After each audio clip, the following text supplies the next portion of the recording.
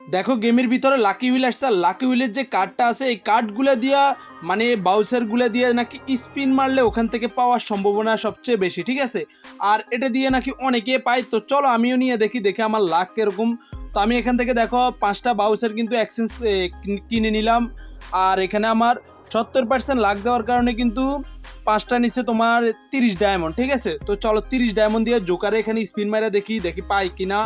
Already কিন্তু আমি যে টপ যে 2টা বান্ডিল আছে মানে গোল্ডেন জোকার তারপর দিয়ে ওই জোকার দুটোটা আমি নিয়ে নিছি। তো এখন আমি এখানে স্পিন মারি দেখে আমি পাই কিনা। দেখো এখানে আমি স্পিন মারা মাত্রই কিন্তু দেখো গোল্ডেন যে জোকারটা ওটা কিন্তু আবার পেয়ে গেছি। মানে ভাই লাকটা দেখো জাস্ট। তো তোমরা যদি এখান থেকে নিতে চাও ভাই তোমরা চেষ্টা করে দেখতে পারো যে তোমাদের দেয় কিনা। তো আমার তো দিয়ে দিছে, তো আমার অলরেডি এটা আছে যার কারণে আমার টোকেন দিছে। তো আমি টোকেন দিয়ে এক্সচেঞ্জ করে এখানে যে ব্ল্যাক জোকারটা আছে তো ব্ল্যাক জোকারটা আমি নিয়ে নিতে আসি। তো দেখো আমি ব্ল্যাক জোকারটা নিয়ে নিছি। আর তোমাদের কার কেমন লাগ ভাই, তোমাদের কার কেমন লাগ অবশ্যই কমেন্ট করে বলো কে কত ডায়মন্ডে পাইছো। আর অবশ্যই চ্যানেলটা সাবস্ক্রাইব করে ভিডিওতে লাইক করে দাও যাতে করে পরবর্তী ভিডিওতে আবার তোমাদের সামনে হাজির হতে পারি। ওকে, সবাই ভালো থেকো, আল্লাহ হাফেজ।